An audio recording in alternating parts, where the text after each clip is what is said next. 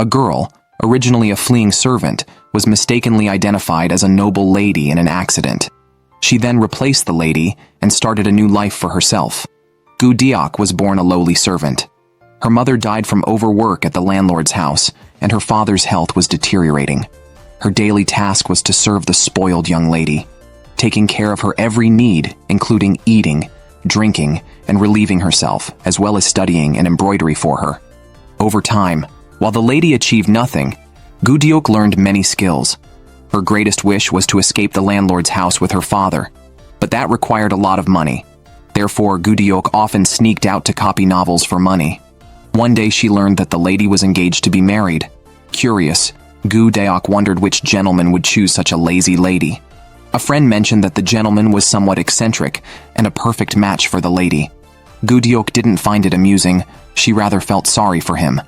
Meanwhile, upon receiving the engagement news, Cheon Seung-hwi, curious, asked his stepmother about his fiancée. His stepmother described her as a smart and capable commoner lady, a perfect match for him. Satisfied, Cheon Seung-hwi planned to sneak a peek, but learned from his servant that his fiancée was notoriously temperamental and ignorant in reading and embroidery. The truly smart and capable one was her servant, Gu Deok. Rather than getting angry, Cheon Seung-hwi became very interested in Gu Deok. Pretending to be a cousin of his servant, he wanted to meet this servant named Gu Deok. He happened to see her disguised as a man selling peanuts on the street. When Gu Deok saw Cheon Seung-hwi, she tried hard to get him to look after her business. Although Cheon Seung-hwi was not persuaded to buy, he greatly admired Gu Deok's eloquence. At that moment, the young lady arrived on the street to watch a performance. Terrified, Gu Deok fled in panic and ran a long distance before she dared to stop. However, before she could catch her breath, she suddenly collided with Cheon Seung-hwi from behind and noticed he was dressed in noble attire. Realizing his high status, Gu Deok quickly apologized for her earlier rudeness. Cheon Seung-hwi did not mind, and instead took her outside the city walls to talk. Looking down disdainfully at a play about poor people achieving happiness, Cheon Seung-hwi deemed the story too cliché. Gu Deok argued that for people of low birth like them, such stories represented the hope that sustained them through tough times. Cheon Seung-hwi felt ashamed, realizing he had underestimated his understanding of the world and had been taught a lesson by a servant. To thank Gu Deok, Cheon Seung-hwi gave her a jade pendant as they parted, hoping they would meet again. It was the first gift Gu Deok had ever received, and she treasured it dearly. The next day was Cheon Seung-hwi's father's birthday.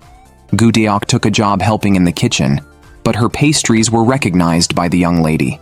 Furious, the lady stormed into the kitchen, frightening Gu Deok into hiding. By mistake, Gu Deok ended up in Cheon Seung-hwi's courtyard. As the lady pursued her, Gu Deok had no choice but to accept Cheon Seung-hwi's kindness and hide in his bedroom. However, behind a screen, Gu Deok accidentally overheard Cheon Seung-hwi planning to break off his engagement. She was so shocked that she made a noise and was caught red-handed by the lady. The lady flew into a rage, convinced that Gu Deok had seduced her fiancé, which was why he wanted to break off the engagement. Despite Gu Deok's explanations, the lady would not listen. She returned home and beat Gu Deok severely. Unable to bear seeing Gu Deok being beaten, her father desperately intervened, which only infuriated the lady even more. To disgrace Gu Deok, the young lady planned to have her serve the master tonight. Cornered, Gu Deok used her last bit of strength to signal her father with a prearranged escape gesture. After cleaning up, she was sent into the master's room. As she undid her robe, she secretly pulled a sickle from her sleeve and swiftly ended the master's life. Hearing the noise, the young lady rushed in, and Gu Deok pushed her to the ground and threw the contents of a chamber pot over her. Gu Deok then fled the landlord's home with her father, heading north. However, the young lady, unable to let the matter go, hired bounty hunters at a high price to capture them. Unbeknownst to her, Cheon Seung-hwi intercepted the hunters and paid them more to stop their pursuit. Afterwards, Cheon Seung-hwi also left Hanyang. Meanwhile, after crossing mountains and rivers, father and daughter settled in an inn. However, when Gu Deok woke up, her father was gone. Fearing his illness would burden her, he had left under the cover of night. To wait for her father's return, Gu Deok asked the innkeeper for shelter. A year passed without news of her father. But Gu Deok and the innkeeper grew as close as mother and daughter. To evade the pursuit of soldiers, Gu Deok had to wear a fake mole on her face every day. Yet, she still faced harassment from some men. Feeling overwhelmed, she was suddenly confronted by a group of officials. The innkeeper quickly hid her inside, and she escaped detection. This was Gu Deok's first encounter with Ok Tae-young. Gu Deok instinctively bowed her head upon seeing her, but Ok Tae-young seemed different from other young ladies. She not only struck up a conversation with Gu Deok, but also picked out jewelry for her while shopping. Gu Deok was flattered but frightened by this unexpected kindness. Seeing Ok Tae-young stand up to protect her, Gu Deok was deeply moved. Through their time together, she realized that Ok Tae-young, despite being born into wealth, did not consider herself superior. Instead, she was kind-hearted, feeling it her duty to aid those in hardship. This was Gu Deok's first experience of equality among nobility. She especially admired Ok Tae-young's dream of becoming an advocate for the illiterate and those unaware of the law. When the innkeeper saw how well they got along, she boldly asked if Ok Tae-young could shelter Gu Deok to spare her a life of hiding. Ok Tae-young agreed without hesitation, already considering Gu Deok a friend. That evening, the innkeeper presented new clothes she had made, advising Gu Deok to live well with the young lady, and promising to write if her father returned to the inn. Gu Deok was immensely grateful. On the eve of their departure, Ok Tae-young acknowledged Gu Deok as her sister, and gave her a ring as a keepsake, mentioning it was her first visit home. To help Gu Deok adapt to her new role, she introduced her to her family, whom she had never met. Just as Gu Deok felt like she was dreaming, a scream pierced the air. As they opened the door, a flaming arrow shot into the room. It was the work of the bandit who had harassed Gu Deok, now leading a raid on the inn. Ok Tae-young's father was killed instantly, and the innkeeper did not survive either. With no time to grieve, Gu Deok quickly ushered the young lady inside for safety. Unexpectedly, the bandits locked them in and set the house on fire. As the fire grew larger, Ok Tae-young's leg was broken by a falling beam. Not wanting to burden Gu Deok, she pushed her out forcefully. The house engulfed Ok Tae-young on the spot, and Gu Deok passed out in the thick smoke. When she woke up, she found herself at Ok Tae-young's grandmother's house, identified as Ok Tae-young because of the ring she wore. To survive, Gu Deok had to assume her identity, as it was the only way she could seek revenge for the wrongfully killed lady. However, upon hearing that robbers killed everyone in the inn except for her, Gu Deok felt immense guilt. She knew the lady had sacrificed her life for hers and could no longer deceive her family. Thus, Gu Deok confessed her real status as a servant to the grandmother. She was willing to accept any punishment, asking only that the grandmother take her to see the magistrate because she had seen the murderer. Soon, Gu Deok was at the magistrate's office, revealing the robber's hideout, a location she had discovered accidentally while gathering herbs.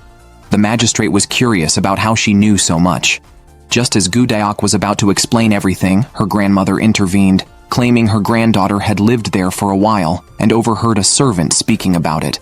After describing the robbers, Gu Deok was led away by her grandmother, who hoped she could continue impersonating her granddaughter until the robbers were caught. Thus, Gu Deok continued her role as the lady, but her servant instincts made her uncomfortable in a warm bed, preferring the cold floor for sleep. This confused the servants attending her. Seeing the floor wet, Gu Deok instinctively picked up a rag to wipe it. Madame Mo, the only servant who knew Gu Deok's true identity, quickly closed the door, ready to cover for her whenever her true nature surfaced. Because Gu Deok stayed indoors for a long time, the local ladies started spreading rumors that she was hiding because she had been harassed by bandits. They even wrote letters slandering her. Outraged, Gu Deok responded with a poem that sarcastically called them gossiping country wives, which left several of them pale with anger. Expecting punishment from her grandmother, Gu Deok was instead admired for her spirit and backbone. Later, after the bandits were caught and executed with her testimony, Gu Deok planned to return a keepsake ring and leave.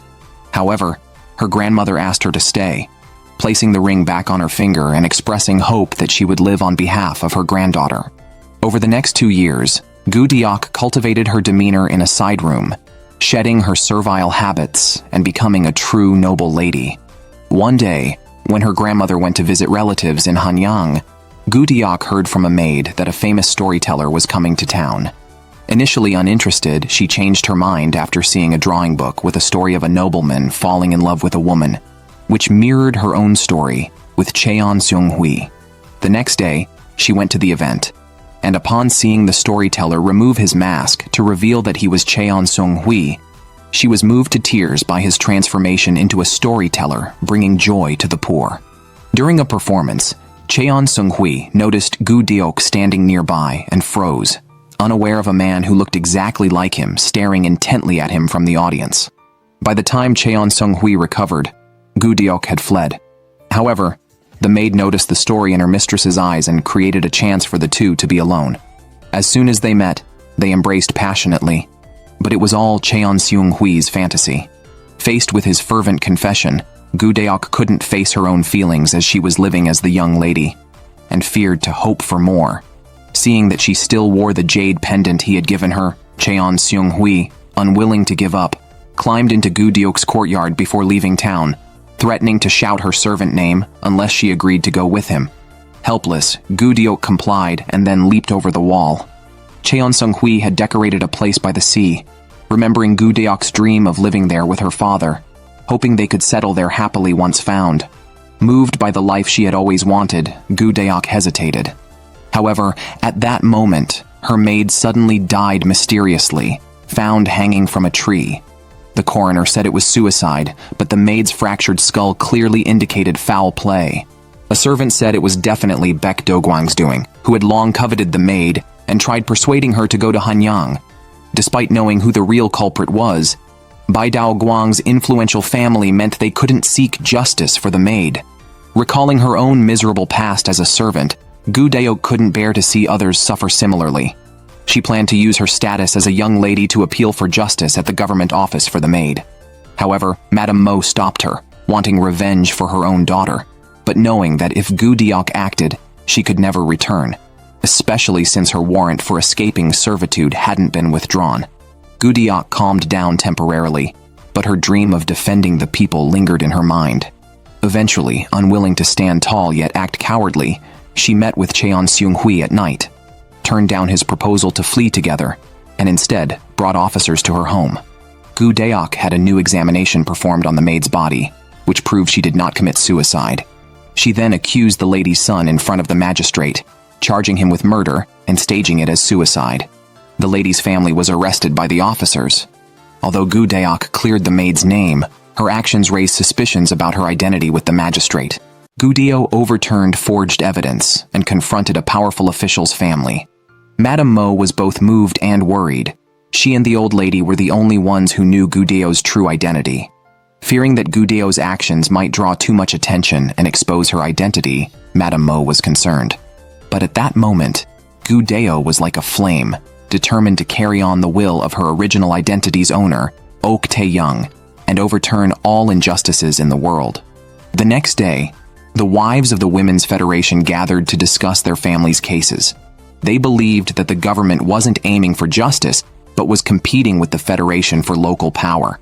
Thus, they united to support the Baek family and spent a lot of money to hire a well-versed lawyer. The Baek family's aggressive counterattack began when officials unexpectedly arrested Madame Mo, a victim's family member, alleging that the Baek family had accused her of falsely accusing officials. To prevent Madame Mo from fleeing after a potential loss in court, they arrested her preemptively. Gu Deok was puzzled. The coroner had confessed, so how could they lose? Unexpectedly, she learned that the coroner who testified falsely had committed suicide by biting his tongue the previous night, a part of the Baek family's thorough arrangements. Madame Baek ordered her servants to give false testimony, slandering a female servant for frequently bothering Baek Do-gwang. Suddenly, Gu Deok appeared, and after being mocked by Madame Baek, she saw more clearly the nature of this world. The Women's Federation was a microcosm of the entire feudal dynasty's nobility and officials, with servants treated as property no better than pigs or dogs. The Federation would never allow Gu Deok to win the case. If a servant died, it would backfire on the master, making the servant a bad asset. From the beginning, Gu Deo was challenging the entire Federation alone. After leaving, Gu Deo headed straight to the government office. With no legitimate reason to visit, she had to climb over the wall while avoiding the officials. Unexpectedly, she encountered Cheon Seung-hwi there, dressed as an official. Initially, Gu Deo thought he was there to bother her, but she discovered that he was skilled in martial arts. Cheon Seung-hwi had the body of a scholar. Gu Deo realized she must have mistaken him for someone else, especially after she had accidentally revealed her real name. Fortunately, he seemed unconcerned and did not pursue the matter for the time being. At night, the identity of the man emerged. He was Song Seo-in, the son of a county official. Both father and son were aware that the Women's Federation was meddling behind the scenes in the case, and they deeply feared the Federation's influence.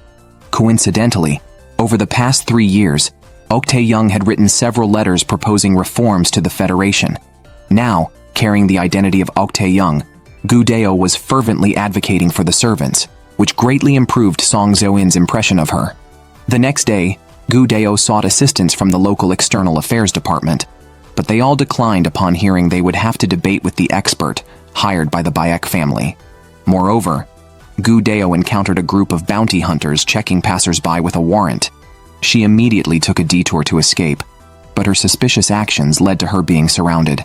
They attempted to capture Gu Deo for verification. Just then, Song Seo-in, who was nearby, saw her. He was about to help when he saw Gu Deo fend off the bounty hunters with a small knife and then climb over a wall to escape, only to accidentally run into a dead end. At that moment, Song Seo-in arrived and quickly dispersed the few people there. Meanwhile, a flaw in the Baek family's scheme emerged. Their servant named Stone was imprisoned. He received an aloe secretly sent by Gu Deo, which moved him deeply. Faced with being scapegoated by his own household and the kindness of a stranger, Stone grew resentful and made a bold decision to disclose everything about the case. Madame Baek, to cut off Baek Do-gwang's infatuation with a female servant, had forced Stone to kidnap and defile her, and then arranged for Baek Do-gwang to witness the act. Madame Baek had warned Stone that if he did not comply, both he and the female servant would die. Unexpectedly, the servant resisted fiercely and suffered a fatal head injury during the struggle. Baek Do-gwang was devastated, never imagining his unrequited love could lead to the servant's death. Subsequently, his ruthless father arranged for a coroner to give false testimony. Tears streamed down Gu Deo's face as she listened. She asked Stone if the female servant had left any last words, only to learn that the servant had also harbored affection for Baek Do-gwang, but kept her feelings hidden due to her status, not wanting to trouble him. That evening, Gu Deo went to relay the maid's last words to Baek Do-gwang. Seeing that the maid had treasured the gift he gave her, Baek Do-gwang was overwhelmed with tears. However, he was also conflicted and unable to testify against his parents. Gu Deo did not pressure him and turned to discuss the case with Song Seo-in. Song Seo-in believed that the truth must be revealed and the Baek family punished. However, Gu Deo felt that the direction of the case would likely lead to Stone being sentenced to death, accidentally absolving Baek's parents. In that case, Madame Mo would be executed for false accusation. Gu Deo had to think of another plan.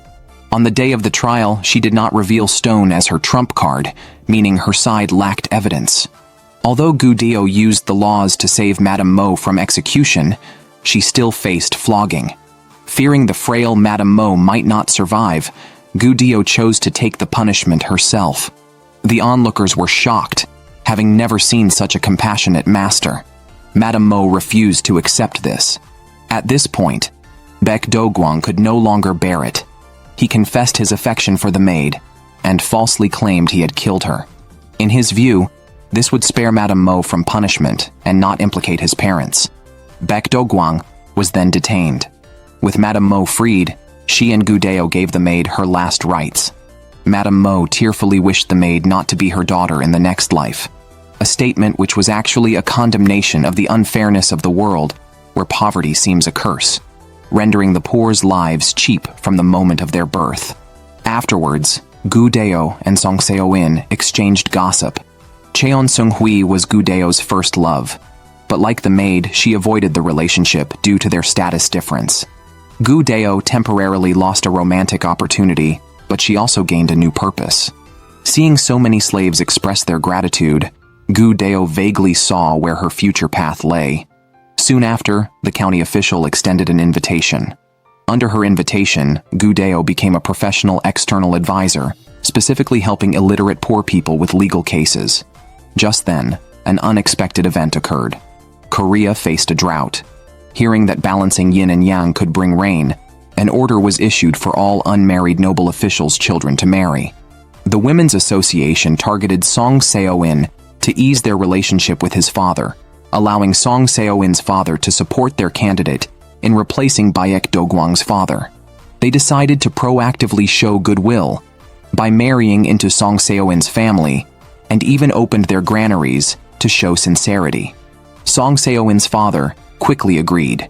Unexpectedly, he tricked everyone, and the marriage document was received by Gu Deo instead. For this, her grandmother even made a special trip back. Song Seo-in's father had only intended to deceive the Women's Association to get food for disaster relief. Both Song Seo-in and his father admired Gu Deo for her integrity, kindness, and capability. With the royal command also requiring marriage, they chose the most suitable Gu Deo. Reluctantly, Gu Deo approached Song Seo-in to refuse, explaining that her secret, once revealed, could implicate both families. However, Song Seo-in, already captivated by her charismatic character, insisted on knowing the reason for her refusal. Just as Gu Deo was about to reveal that she was merely the maid of a young lady, the young lady herself appeared unexpectedly. Fortunately, Gu Deok, dressed as a noble, was not recognized by the young lady and narrowly escaped. Afterwards, Gu Deok confessed her secret to her fiancé. She did not dare hope to marry Song Seo-in, only asking him to keep her secret. To her surprise, Song Seo-in not only didn't mind but also shared his own secret. He preferred men. He feared death if his homosexuality was discovered. Previously, Gu Deok promised to repay him. Now, marrying him would be the best way to do so, and he would protect her in return. Convinced, Gu Deok agreed, and they set a date for the wedding. On the wedding day, Cheon Seung-hwi secretly attended, heartbroken to see his beloved Gu Deok marry someone else. He was puzzled to see the groom looked just like him. That day, noble leader Lee Chung-il learned of a gold mine in Cheongsu County's Yunfeng Mountain. For money and power, he decided to mine it, conspiring with other nobles at the stay local office. Due to narrow mine shafts, only children could fit, so Lee Chung-il and the merchant leader forged indenture documents and sold the children to the merchants. Later, when a good citizen discovered their child had been sold, they pleaded in the streets for their return, only to be beaten. Passing by, Gu Deok rescued the citizen and discovered the forged document. To investigate further, Gu Deok and her entourage, in disguise, visited the merchant group. She found a heavily guarded room, suspecting it held the children about to be sold. Gu Deok immediately returned home to inform the county official. However, on her way, she saw Song Seo-in in a place called Love Pavilion, a curious sight given his disinterest in women. Gu Deok sensed that Song Seo-in was hiding something else from her. After returning home, Gu Deok reported to the county official that the merchant group was trafficking children. The official looked grave as he had already received an anonymous letter via Arrow, also mentioning the child trafficking. Someone was tracking him, so he had spread news of his trip to Cheongsu County as a decoy while investigating the merchants secretly. After the news was released, the merchants indeed moved the children under cover of night. The county official and Gu Deok intercepted them en route. A clash ensued as the merchants attacked. During the skirmish, Gu Deok untied the children. An assailant charged at her, but a masked man saved her. His mask fell off during the fight, revealing he was Song Seo-in. Before she could react, Song Seo-in had fled with a child. Outnumbered, some merchants escaped with a few children. Knowing Song Seo-in was hiding something, Gu Deok went to the Love Pavilion. Anticipating her arrival, Song Seo-in had someone lead her through a secret door to a hidden base. There, she saw several boys intensely training in martial arts. Concerned, Gu Deok asked if he was plotting a rebellion, as training in groups could lead to accusations of rebellion in Joseon. Song Seo-in explained they were not rebels, but the love group, which he led. Like him, all these boys were gay. Discovery of their orientation could lead to abuse or death. The love group aimed to rescue these boys and teach them martial arts for self-defense. He had previously sent the anonymous letter to his father to initiate an investigation into the merchants after they captured a gay boy. He was determined to create a world accepting of differences for these children. Although Gu Deok understood Song Seo-in, she still felt it was too dangerous. One evening, as Gu Deok was preparing to leave, a commotion erupted in the Love Pavilion. A nobleman had taken a liking to a musician and attempted to seize him for entertainment, only to discover that the musician, who looked like a woman, was actually male. The nobleman felt humiliated by this gender ambiguity and claimed it disrupted the local customs of Cheongsu County. He insisted on sending the musician to the detention center for a death sentence. Gu Deok intervened immediately, warning the nobleman that mistakes should be dealt with by the county office, not the detention center. She threatened to report the detention center to the county office for unlawfully detaining an innocent person if they proceeded. Speechless, the nobleman ultimately handed the musician over to the county office. Upon hearing this, Song Seo-in was eager to rescue the musician, knowing that regardless of the location, the outcome would likely be execution. However, the next day in court, nobles led by Lee Chung-il, determined to uphold local morals, unanimously pushed for the musician's execution. At that moment, Gu Deok appeared with a scroll, declaring her intention to defend the musician. The county official said no defense was necessary as there were no laws pertaining to intersex people, leaving them unprotected by law. Gu Deok argued that although there were no specific laws, there were precedents in how intersex people were judged. She cited a scroll recording a case where a monarch did not sentence an intersex person to death, but sent them to live alone in a remote area. Her statement left the nobles speechless. The county official ultimately decided to report the musician's case to the royal court, awaiting further instructions. Eventually, the musician was temporarily released without charge and returned to the Love Pavilion. Song Seo-in was very grateful to Gu Deok, but Gu Deok remained uneasy. She noticed a heart-shaped brand on Song Seo-in's shoulder. Korean law strictly prohibits branding on the body, and discovery could lead to charges of rebellion. Song Seo-in saw Gu Deok's concern and offered to dissolve the Love Pavilion and just be a husband and son if Gu Deok asked him to, promising immediate compliance. Afterward, a child previously rescued mentioned hearing a merchant leader talk about going to Yunfeng Mountain. Gu Deok rushed home to inform the county official, suspecting the children might be sent there. The official ordered a search of Yunfeng Mountain to start the next day. Lee Chung-il and the merchant leader, aware of the imminent search, feared their gold mining operation would be discovered, which would ruin them. They had to stop the official from searching the mountain. Unexpectedly, Lee Chung-il heard from a mining child that a masked person had visited them at the merchant's hold, promising rescue and martial arts training at the Love Pavilion. Hearing martial arts, Lee Chung-il saw an opportunity to accuse them of being rebels, which would divert the official from the search to capture these supposed rebels instead. He reported the Love Pavilion as a rebel base to the inspector that very night. The inspector immediately ordered the official to pause the mountain search and capture the rebels. Lee Chung-il and his men arrived at the Love Pavilion, discovered a secret passage into their chamber, and while the musician tried to help Song Seo-in escape, Lee Chung-il killed him, claiming he was a rebel and showing the inspector the branded musicians. Now, they needed to capture all the rebels. The official had to cease the mountain search and gather forces to arrest the rebels, detaining anyone found with a brand. Gu Deok urged Song Seo-in to leave, but before he could, the county official insisted on examining him to ensure his innocence.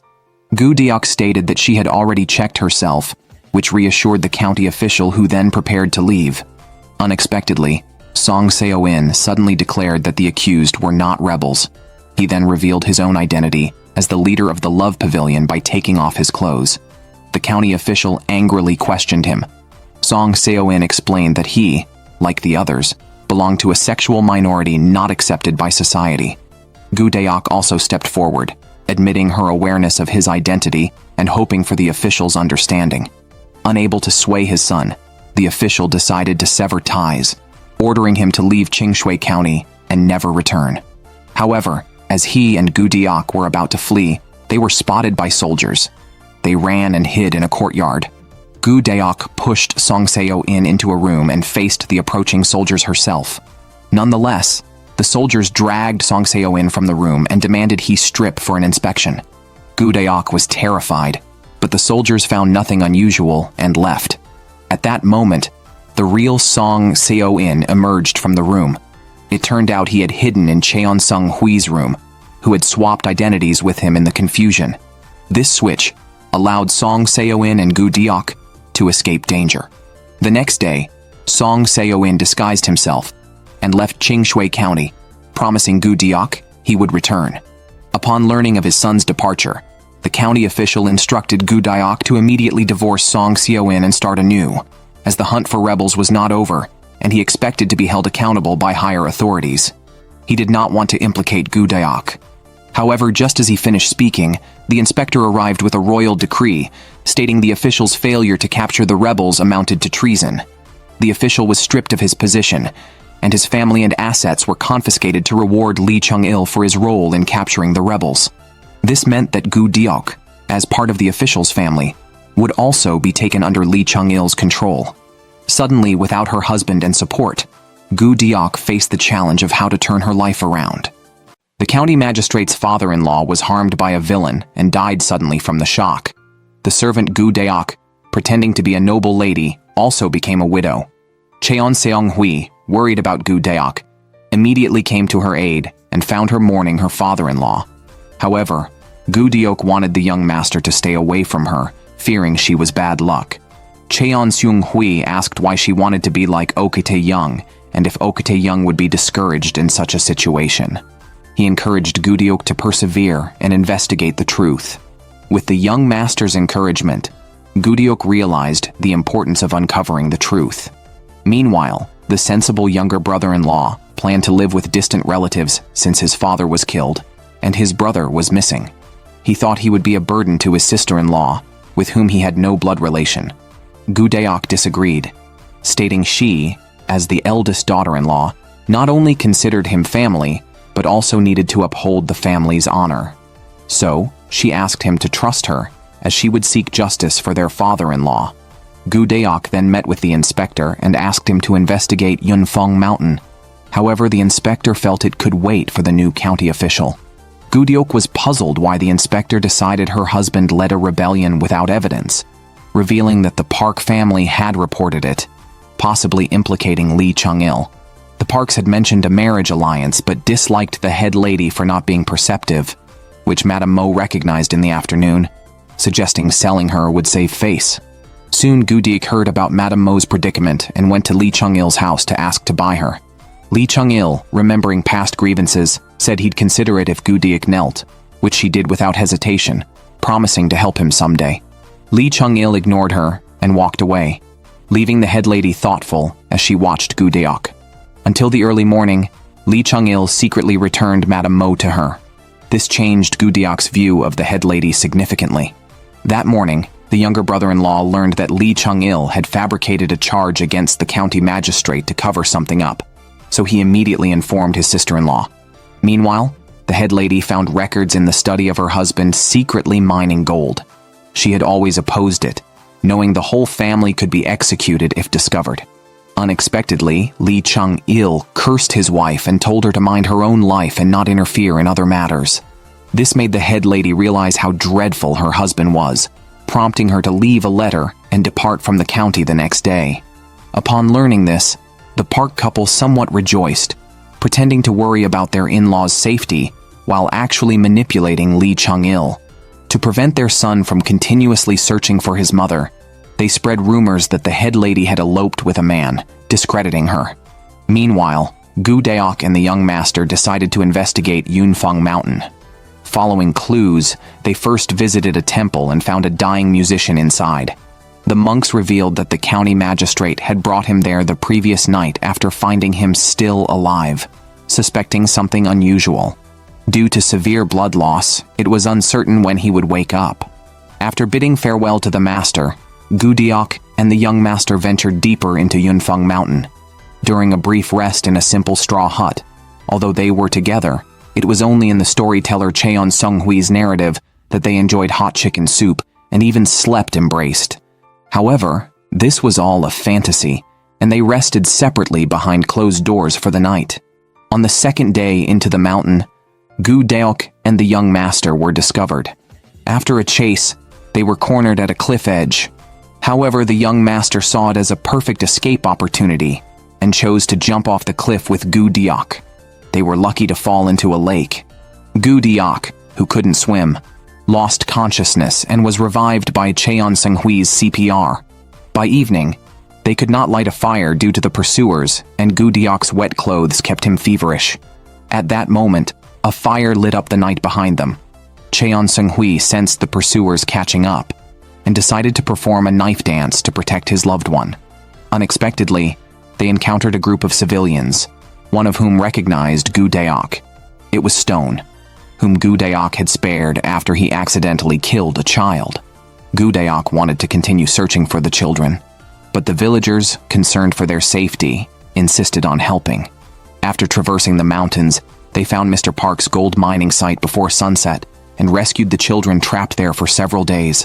While Gu Deok was reflecting on clearing his father-in-law's name, he unexpectedly saved the suicidal lady. Learning that she was unaware of the mining, Gu Deok urged her to repay the children by living. On the other side, an anxious Lee Chung-il contacted Mr. Park after hearing rumors, asking how to remedy the situation now that the mining was exposed. Mr. Park claimed ignorance, indicating that the true instigators were starting to distance themselves. Moreover, the former county magistrate warned them that if anything happened to him, they would all suffer. Lee Chung-il immediately understood the implication and collapsed on the ground. The next morning, he planned to surrender at the county office. Just as he stepped out, Gu Deok arrived. Lee Chung-il's eldest son explained that he would return all the gold mined and provide ample compensation to the abducted children. However, Gu Deok interrupted him before he could finish. Lee Chung-il, standing by, lost his temper, asking if what they had done was not enough. Gu Deok stared at him resolutely, vowing to make him pay. Before Lee Chung-il's case began, Gu Deok's younger uncle pleaded with the inspector general, hoping to clear their father, who was falsely accused of rebellion. He even brought a witness, the musician Gu Deok had met at the temple. The musician stated that their charity group was to protect children of the same sex, teaching them self-defense not for rebellion, but for their own protection. The inspector general was puzzled as to why this was only being disclosed now. The musician explained that someone wanted him to die as a traitor, so he had been stabbed and remained unconscious until now. Clearly, he was referring to Lee Chung-il. However, when asked who tried to frame him, the musician claimed he could not remember. Everyone was shocked by this, except Gu Deok, who seemed unsurprised. The inspector general deemed the musician's testimony reliable and decided to submit a request to the king, believing that the truth would eventually emerge. Then it was Lee Chung-il's turn to confess. To protect his family, he took all the blame onto himself. Despite the inspector general's pressing, he mentioned nothing about the mastermind behind him. At that moment, Gu Deok stepped forward to formally offer to defend Lee Chung-il. Everyone was stunned. Why would she defend the man responsible for her father-in-law's death? The inspector general was also puzzled. Knowing the law so well, why would she want to exonerate such a villain? Gu Deok explained that illegal mining was rampant in the country. Despite the king's repeated decrees, controlling it was challenging. If Lee Chung-il were harshly punished now, others would be too scared to surrender. Moreover, Lee Chung-il had returned all the gold mined and paid double the wages to the detained children.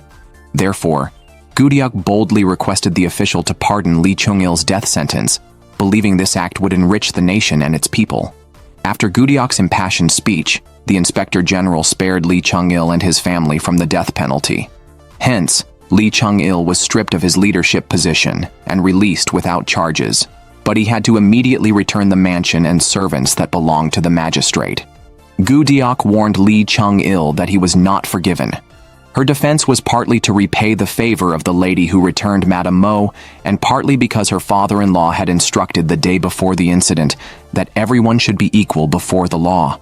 Even an enemy deserved a fair defense to truly serve justice, a lesson he urged his daughter-in-law to remember. It seemed the former magistrate had foreseen Lee Chung-il's intent against him, and had discussed this with Gu Deok beforehand. Realizing the truth, Lee Chung-il was deeply remorseful and promised to return all acquired wealth and servants, thus restoring the father-in-law's honor. Later, Gu Deok and Cheon Seung-hwi faced their moment of parting. Before leaving, He retrieved the button that signified their engagement. Although she did not leave with him, she wanted to tell him as a former servant that he was her first love. Initially, she had avoided him due to their different statuses and circumstances, and later, she had to refuse him again due to pressing matters. However, she had always missed him.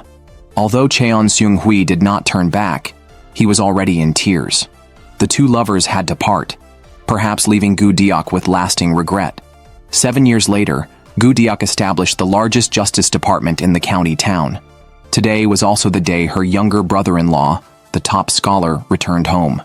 Over the years, Do Gyum not only saw Gu Deok as a sister and friend, but even as a mother. Thus, to outsiders, their relationship seemed unusually close.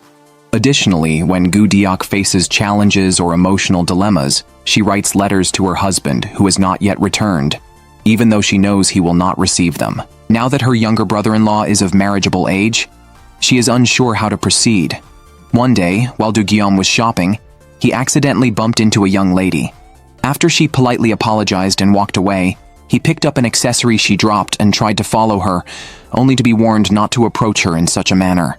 According to Article 355 of the Great Ming Code, coercing someone into action is punishable by 80 strokes of the cane, and he was repeatedly advised not to follow her.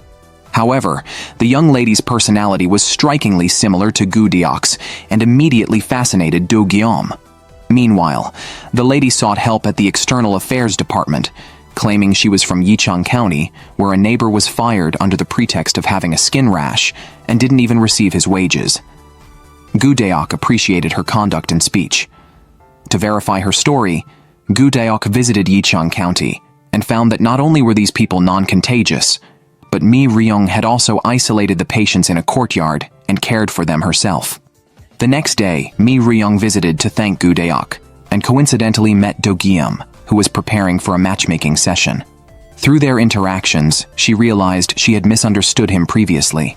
Observers could clearly see that the young people admired each other. That night, Gu Deok sent her brother-in-law with some fine aloe to get to know Mi Ryung at her residence. Before they reached her house, they found her in a panic, seemingly heading somewhere unusual. It was unusual for a daughter of a prominent family to be out at night. Curious, the siblings followed her and discovered that Mi Ryung was taking food to a wife often abused by her husband while he was away. This touching scene further increased their admiration for her. Taking advantage of the opportunity, Mi Ryung proposed to help others like Gu Deok, and she successfully joined the External Affairs Department. However, unbeknownst to Gu Deok, all the patients were actors hired by Mi Ryung's father at a high cost, including the abused couple, all part of a plan to seek revenge on Gu Deok. 2 days later, a servant approached Gu Deok, asking her to save Cheon Seung-hwi in another county. He allegedly rushed into a theater with a sickle, and if found guilty, he could face life imprisonment. Upon hearing this, Gu Deok immediately informed her brother-in-law, hoping he would allow her to defend an old acquaintance. Do Gyum, knowing his sister-in-law rarely traveled far, realized she was doing this for someone who looked much like her brother. He did not stop her, but instead asked her to return soon after resolving the matter. However, on the day of departure, Gu Deok inadvertently saw her husband. Disregarding all propriety, she loudly called out his name. Although he clearly heard her, he boarded a passenger ship without responding. In that moment, Gu Deok felt as if she had lost something, standing on the dock, unable to voice the words at the tip of her tongue. She could not understand why her husband was so resolute, nor could she fathom why she had persevered for 7 years. Ok Tae-young traveled to a different county to defend Cheon Seung-hwi. Cheon Seung-hwi had written a novel based on their experiences together, which he did not intend to publish. However, his apprentice stole the manuscript and published it as an erotic novel. Upon discovering this, Cheon Seung-hwi angrily assaulted the apprentice and was arrested. He could have been released if he had apologized, but he felt he had done nothing wrong. His followers, seeing his stubbornness, asked Ok Tae-young to defend him. After learning the details, Ok Tae-young had the plagiarizing apprentice summoned to the county office. She falsely claimed to have the original manuscript and challenged them to write the novel on the spot. Unable to do so, the apprentice admitted to stealing Cheon Seung-hwi's work, leading to his acquittal and release. Upon regaining his freedom, Cheon Seung-hwi's first act was to thank Ok Tae-young and ask her to stay a few more days to watch his performance, marking their first meeting in 7 years. Ok Tae-young agreed to stay, but mentioned that Cheon Seung-hwi should meet his father, who had come to assist with the case after hearing of his son's imprisonment. Reluctantly, Cheon Seung-hwi agreed, as his father had always felt his career was disgraceful to the family and had even disowned him at one point. Ok Tae-young, wanting to mend their strained relationship, decided to stay. The next day, Cheon Seung-hwi was rehearsing a dance, and Ok Tae-young, mesmerized by his performance, felt it was a pity his father did not appreciate his talents. Thus, she visited Cheon Seung-hwi's father at his residence and urged him to attend his son's performance the following evening. The performance that night was a great success and ended smoothly. Cheon Seung-hwi's troupe, having gained official recognition, was invited to perform abroad, which excited everyone involved. In the midst of their joy, the attendant suggested that Ok Tae-young should not return to Cheongsu County and instead join Cheon Seung-hwi in his performances. After all, Ok Tae-young's brother-in-law had come of age, and her husband was not returning. Upon hearing this, Cheon Seung-hwi immediately asked what was happening. At that moment, his father arrived at the troupe. Cheon Seung-hwi thought his father was there to scold him. However, his father explained that it was Ok Tae-young's persuasion that gave him the courage to attend the performance. After watching, he realized he had misunderstood his son all along and regretted his past actions, missing Cheon Seung-hwi deeply.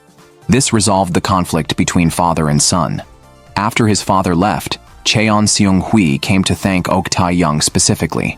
Remembering the attendant's words at the dining table, he wished Ok Tae-young's husband would never return as the attendant had said, so he could hold on to her without reservations. However, Ok Tae-young stated she would continue living as herself and hoped Cheon Seung-hwi would become the greatest storyteller. Cheon Seung-hwi fell silent and fell asleep on Ok Tae-young's lap. When he woke up, Ok Tae-young was gone, and their brief time together reverted back to reality. Back home, Ok Tae-young began preparing for the marriage of her brother-in-law, Do-gyum, and Mi-ryong, who were quickly engaged due to their mutual affection. Ok Tae-young joyfully shared the news with the ladies at her husband's estate.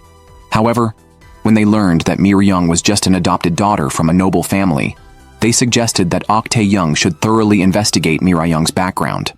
Ok Tae-young felt that family background was not important. She valued Mi-ryong's virtues. Unknown to her, Mi-ryong was not actually an adopted daughter of a noble family, but the daughter of the Bai family, whose members had been banished from Cheongsu County after a tragic incident involving the death of a maid. The Bai family had fallen on hard times. The old Mr. Bai died of illness, and the young Master Bai died on the way to exile, leaving only Mrs. Bai and Mi-ryong. Mi-ryong, seeking revenge on Ok Tae-young, had posed as a noble's adopted daughter to get close to Do-gyum. On the wedding day, Ok Tae-young showed great affection for her sister-in-law, giving her a generous dowry and a bracelet just like hers, signaling her support as Mi-ryong's strong backing. The morning after the wedding, Do-gyum visited Ok Tae-young alone to inquire about the reasons behind his brother's disappearance 7 years ago. Ok Tae-young initially wanted to keep Song Seo-in's secret, but Do-gyum had already guessed the reason. He was angry that his brother's actions had confined Ok Tae-young to the house due to a matter of status. A few days later, the ladies of the estate were chatting and heard about a widow in a neighboring county who received an imperial chastity arch, which benefited the whole county, especially by giving extra points to students taking the civil service exams. The hostess, envious that Do-gyum had become the top scholar while her own son failed to pass, desperately wanted such an arch for herself. However, there were no eligible widows in Cheongsu County to receive an arch. As she worried about this, Mrs. Bai quietly approached her, promising to secure the arch if the hostess helped her with her revenge. The next day, Ok Tae-young and Do-gyum received news of Song Seo-in's death. His body was at the county office waiting to be claimed. Ok Tae-young, trembling, lifted the mat covering the body, which was unrecognizable. However, the county official insisted it was Song Seo-in, based only on a handkerchief embroidered with his name and the death plaque. Ok Tae-young examined it closely and immediately denied it was her husband. The official questioned if her refusal was due to fear of becoming a widow. Ok Tae-young, angered, listed the differences between her husband and the body, leaving the official speechless and forced to let her leave. However, as soon as Ok Tae-young left the county office, rumors of her being a widow were already spreading, clearly a deliberate act by someone. Ok Tae-young could not figure out who was spreading the rumors and immediately instructed her servants to secretly investigate the whereabouts of the Bai family. After hearing this, Do-gyeom decided to find his older brother and put an end to the rumors. The servants discovered that Mrs. Bai lived near Cheongsu County. Ok Tae-young immediately guessed that Mrs. Bai's daughter was Mi Ryong, and that Mrs. Bai had misled Mi Ryong using the past incident. To help Mi Ryong see the truth, Ok Tae-young deliberately mentioned the Bai family case in front of her, expressing guilt over the young Mr. Bai who took the blame for his parents who were actually responsible for the maid's death. Mi Ryong was shocked, having been told by Mrs. Bai that Ok Tae-young was the cause of their family's ruin. She angrily confronted her mother, who insisted she was not wrong. Mi Ryong realized her mother was blinded by hatred and no longer wanted revenge. But Mrs. Bai threatened her, saying it was too late to back out after coming this far together. Mrs. Bai then planned to kidnap Ok Tae-young and publicly humiliate her. The next day, while everyone in Ok Tae-young's house was out, Mrs. Bai sent kidnappers and Mi Ryong to abduct Ok Tae-young. Mrs. Bai was confident in her plan but was surprised when Ok Tae-young appeared unharmed before her. It turned out that after learning the truth, Mi Ryong could not bear to harm the innocent Ok Tae-young and confessed everything to her. The authorities arrived and captured the kidnappers. Ok Tae-young warned Mrs. Bai that she was willing to let her go for Mi Ryong's sake, but would not tolerate any future harm to herself or her family. After returning home, Ok Tae-young found Mi Ryong waiting at the front door, wanting to say goodbye. Mi Ryong had lived with hatred from a young age, and, realizing she had hated and sought revenge against the wrong person, now felt empty inside. She felt it was inappropriate to stay with Ok Tae-young and Do-gyeom any longer. Ok Tae-young encouraged her to stay, assuring her that this place would always be Mi Ryong's home. She promised to act as a sister and mother, making up for the love Mi Ryong had missed over the years. Touched, Mi Ryong agreed to stay. Meanwhile, Do-gyeom went looking for his brother and unexpectedly met Cheon Seung-hwi at the border, who looked exactly like his brother. Cheon Seung-hwi was surprised they had come there. After Do-gyeom left, he immediately questioned his attendant if something was being hidden from him. The attendant revealed that Ok Tae-young's husband had not been home for 7 years. Moreover, he and Ok Tae-young had recently seen Song Seo-in at the harbor, who ignored Ok Tae-young and left her calling after him. Cheon Seung-hwi was heartbroken and wanted to go to Cheongsu County to take Ok Tae-young away, but the attendant stopped him, reminding him of his responsibilities as the eldest son of a noble family and that Ok Tae-young was a married woman. Do-gyeom, after much travel, finally found his brother Song Seo-in, but Song Seo-in appeared confused and unresponsive. Back home, new trouble arose for Ok Tae-young. The county official suddenly ordered her office to be vandalized. Ok Tae-young resisted fiercely and demanded to know why. The official arrested her and publicly declared that the body was indeed her husband's and that she was now a widow. She must observe 3 years of mourning, staying away from all external affairs. He then burned all her files without explanation. Watching her efforts being destroyed, Ok Tae-young was devastated. Meanwhile, Mrs. Bai in the crowd wore a triumphant smile. Ok Tae-young was imprisoned on baseless charges, not only left without food, but also with her injured leg gnawed by rats. Meanwhile, Mrs. Beck acted as the lady of the house, mistreating Ok Tae-young's people in her home.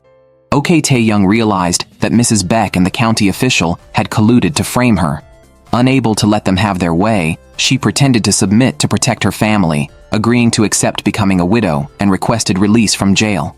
The county official, pleased, released her. The next morning, Ok Tae-young and her family went to the county office to claim her so-called husband's body. The county official, fearing she might retract, ordered her to kneel, kneeling 3 times before the body would confirm her widowhood. Just as she was about to kneel the 3rd time, a voice erupted in the county office, causing a commotion. Ok Tae-young, in disbelief, fainted at the sight of the person behind her. With the return of Song Seo-in, the claim of Ok Tae-young's widowhood was proven false. Realizing the plan for a chastity arch had failed, Ok Tae-young suspected the county official would meet with the mastermind. She instructed Do-gyeom to host a banquet at home, inviting the county official and prominent locals. If the mastermind attended, their guilt would be exposed. Seeing Ok Tae-young return, Mrs. Beck planned to leave, but Ok Tae-young asked her to stay the night, reminding her of her role as her brother-in-law's mother-in-law. She warned Mrs. Beck not to bring up any past grievances with Do Gyeom for the sake of Mi Ryong and Do Gyeom. Mrs. Beck agreed verbally, but was inwardly furious and was told to leave after the banquet and never return to Cheongsu County. After dealing with Mrs. Beck, Ok Tae-young finally faced her husband, Cheon Seung-hwi. However, she felt that the person before her seemed more like Cheon Seung-hwi than Cheon Seung-hwi.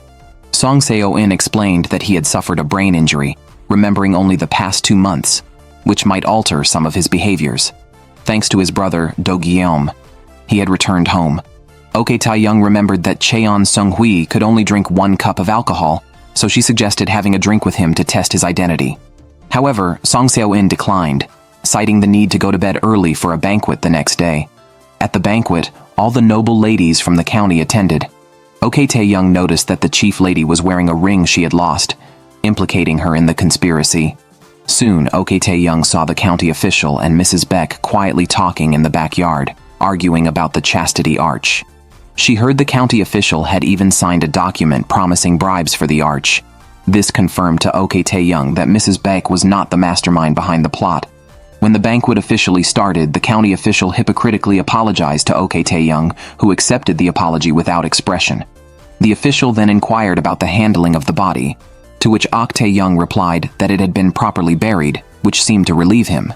However, she had actually moved the body elsewhere and requested a re-examination by the inspector.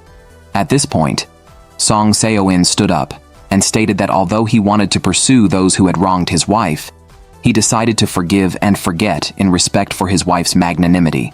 His eloquence not only resolved the conflict, but also protected Ok Tae-young. Seeing her husband suddenly so articulate, she became even more suspicious that he might be Cheon Seung-hwi. To prove her suspicion, Ok Tae-young decided to test her husband's preferences, as orientation should remain unchanged even with memory loss. She instructed Mok-sin to prepare for their conjugal night, planning to consummate their marriage that evening.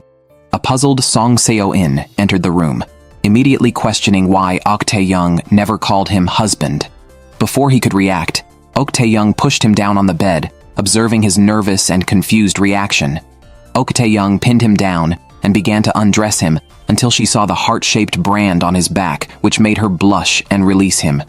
She wondered if this man really was her husband. The next morning, Do Gyeom escorted Mrs. Beck out of Cheongsu County. Before leaving, Mrs. Beck gave Do Gyeom 3 pills, claiming they were a miraculous drug that could make women conceive quickly, and urged him to make sure Cheon Seung-hwi took them. Do Gyeom, thinking it was a kind gesture from his mother-in-law, happily accepted them. However, soon after bringing them home, Mi Ryong accidentally discovered the pills. Upon hearing they were from Mrs. Beck, Mi Ryong secretly tested them for poison in the kitchen.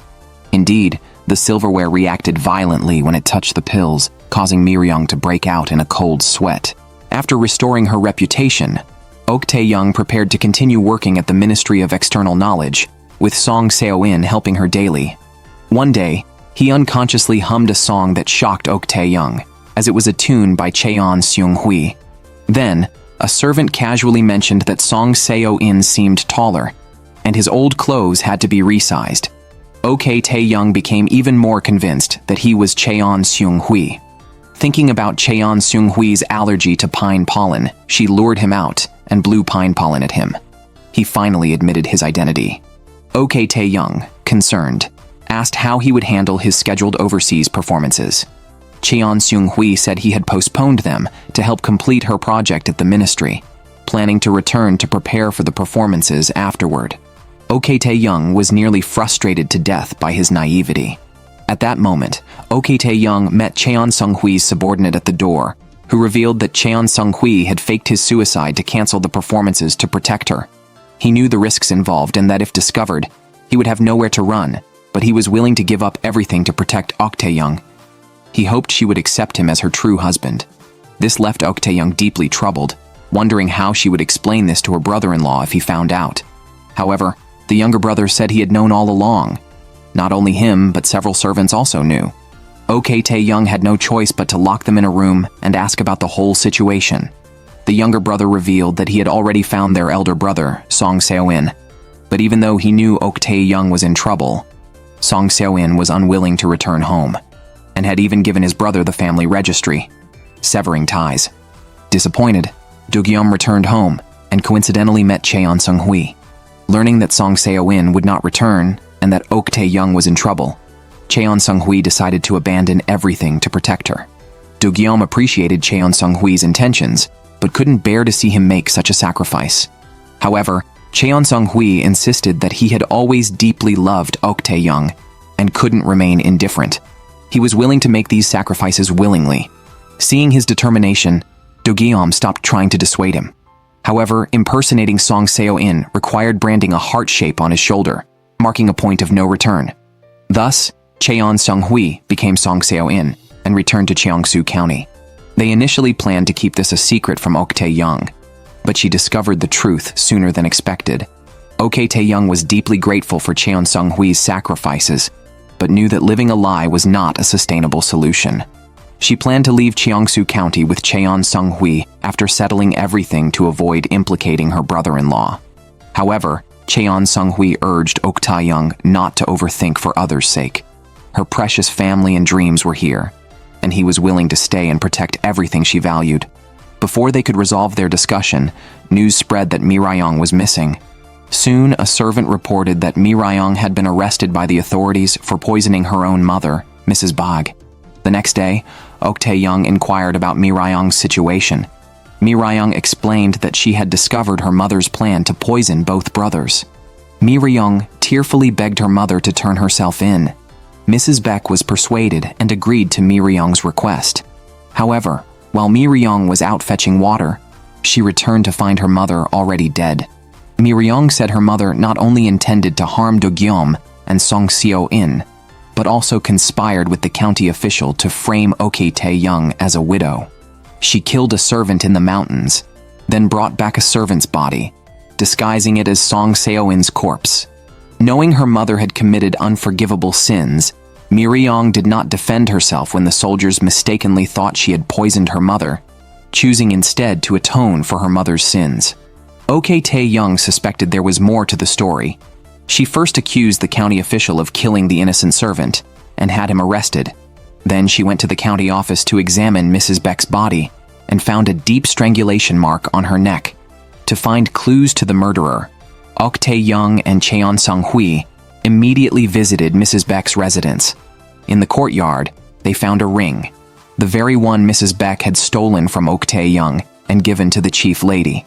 Ok Tae-young confronted the chief lady with the ring, who, terrified, revealed the truth. She had planned to return the ring to Mrs. Beck, but saw Mi Ryong leave to fetch water. At that moment, the leader of the merchant group entered Mrs. Beck's room with a rope and strangled her. The chief lady fled in panic. Ok Tae-young reported this and had the leader of the merchant group arrested. Days later, during the trial for the murder of Mrs. Beck by Mi Ryong, Ok Tae-young first presented the autopsy report, proving Mrs. Beck was strangled.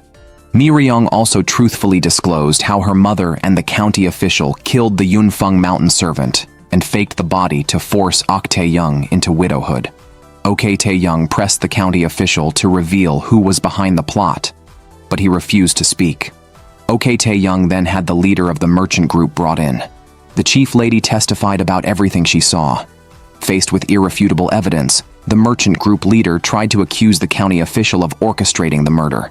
The inspector ordered both men to be jailed. Mi Ryong was acquitted of all charges. After everything was settled, Ok Tae-young prepared to leave Cheongsu County, but Cheon Seung-hwi took her to the market instead.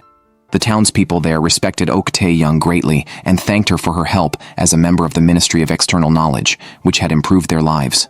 Seeing the peace and contentment, Ok Tae-young felt reassured that her efforts had been meaningful. She decided to be selfish for once, to follow her heart and do what she truly wanted. Cheon Seung-hwi fully supported her decision, as he saw their life together as the greatest achievement, not regretting giving up his dreams. Standing beside Ok Tae-young, he felt like he was on the greatest stage of his life, with her as his wife, making him the true hero of their story. Their immediate task was to ensure their identities remained hidden. However, unbeknownst to them, danger was already looming. Since Mrs. Beck's affair was exposed, De-gyom realized his wife had intentionally approached him. He felt that she did not truly love him and that they were together only for their child. One evening, Ok Tae-young went to his room to sleep and found Cheon Seung-hwi already there, claiming that as a married couple, they should naturally sleep together. Ok Tae-young refused, reminding him that their marriage was just a pretense and they shouldn't actually share a bed. However, Cheon Seung-hwi argued that ignoring such details could lead to people discovering their charade, which could end badly. He assured that he would do nothing more than hold hands while sleeping. His words embarrassed Ok Tae-young, who eventually kicked him out. The next morning, Mi Ryong brought Ok Tae-young breakfast prepared by Cheon Seung-hwi, praising the young master for his attentiveness. She believed that by managing the household well, he was allowing Ok Tae-young to focus on his external affairs. Mi Ryong marveled at having never met someone so meticulous and reliable. As Ok Tae-young left the house, he saw Cheon Seung-hwi arranging for the repair of a roof crack and fixing broken farm tools.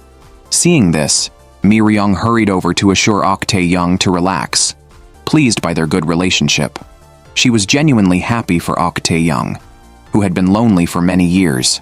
Now, her only wish was for the couple to consummate their marriage soon. That evening, Ok Tae-young returned home to learn that there was a hole in the roof of Cheon Seung-hwi's room, leaving him with nowhere to sleep.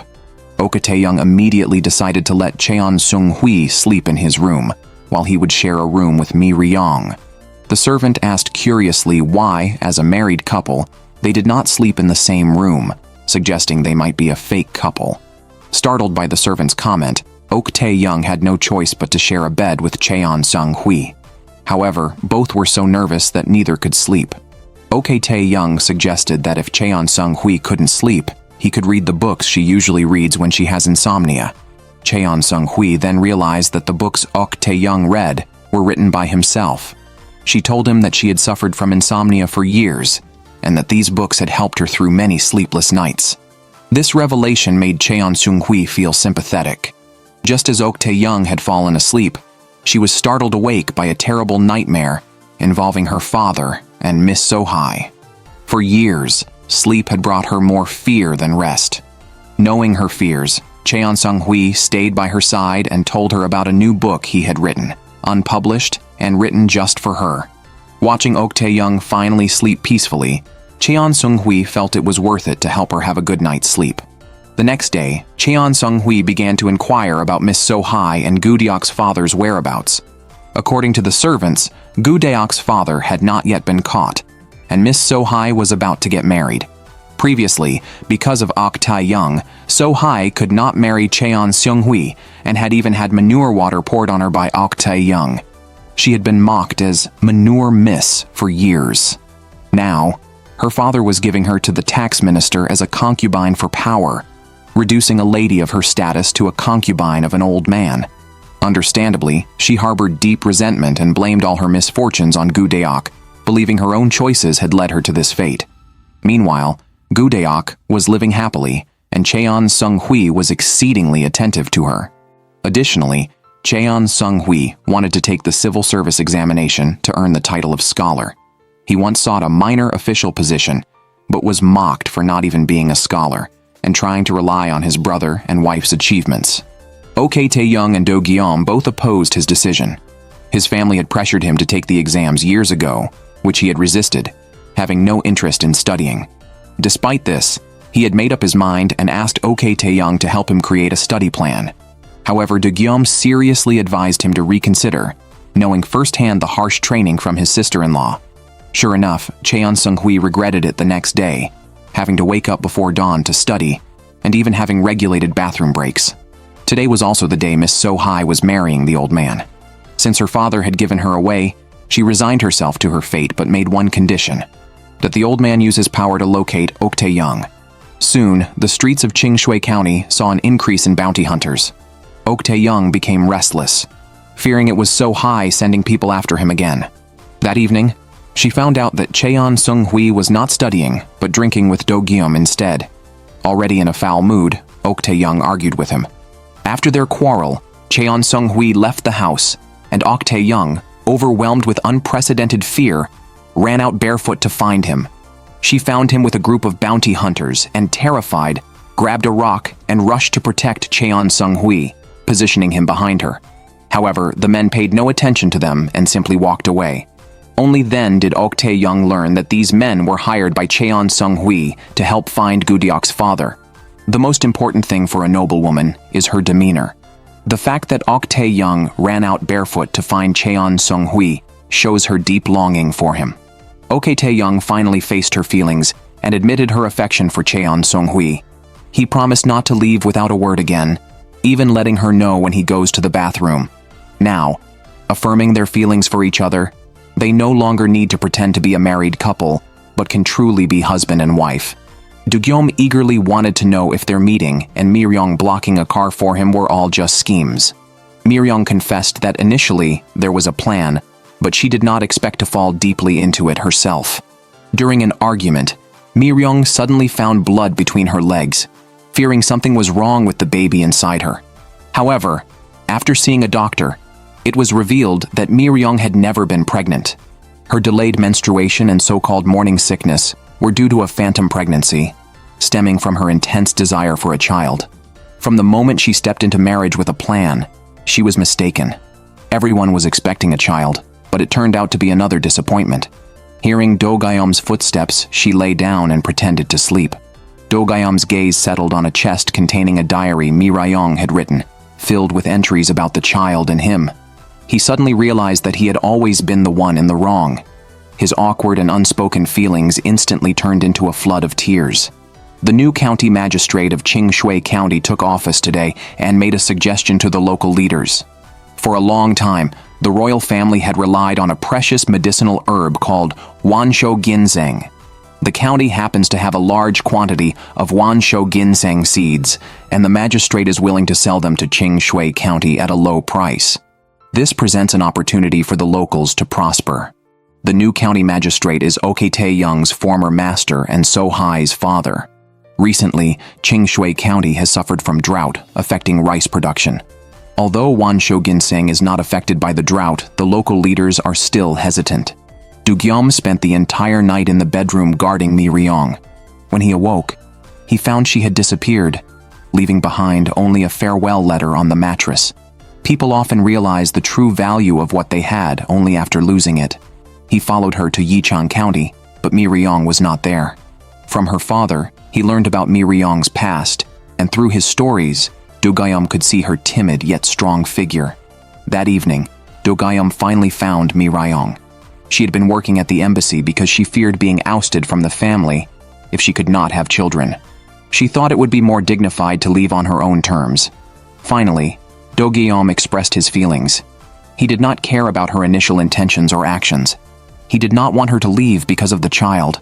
Rather, it was exactly why he wanted her to stay. The couple finally resolved their misunderstandings. The next day, Do-gyum was sent to serve as an official in another region, achieving both family and career success. Ok Tae-young learned that Mrs. Cha had been secretly proposing the cultivation of Wansho ginseng to many people without the leader's knowledge. Meanwhile, Cheon Seung-hwi was still being supervised in his nightly studies.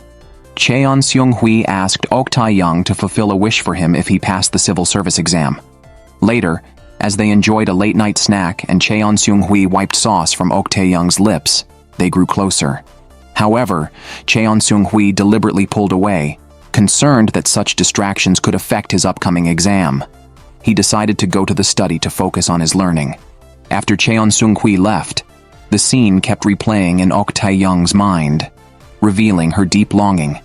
Gathering her courage, Ok Tae-young took her pillow and stepped outside. But seeing Cheon Seung-hwi diligently studying by lamplight, she decided to silently watch from the sidelines without interrupting. Days of hard work later, the important civil service examination day arrived. Although the list of successful candidates was announced in a few days, Cheon Seung-hwi's name was not on it.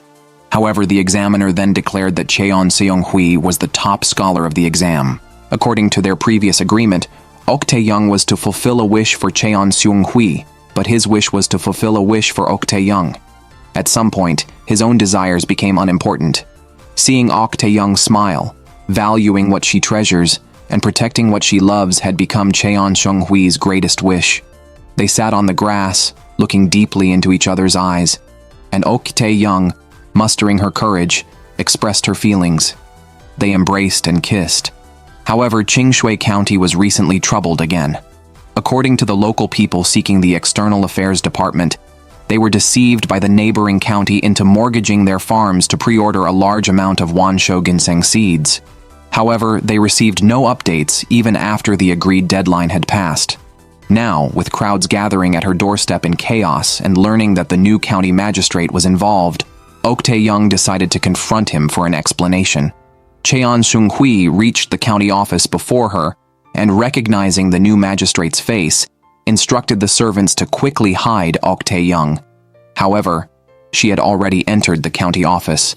Upon seeing the new magistrate's face, she froze. Cheon Seung-hwi covered for her, allowing her to hurriedly flee. As she reached the main gate of the county office, she encountered Miss So-hai, who immediately recognized Gu Deok.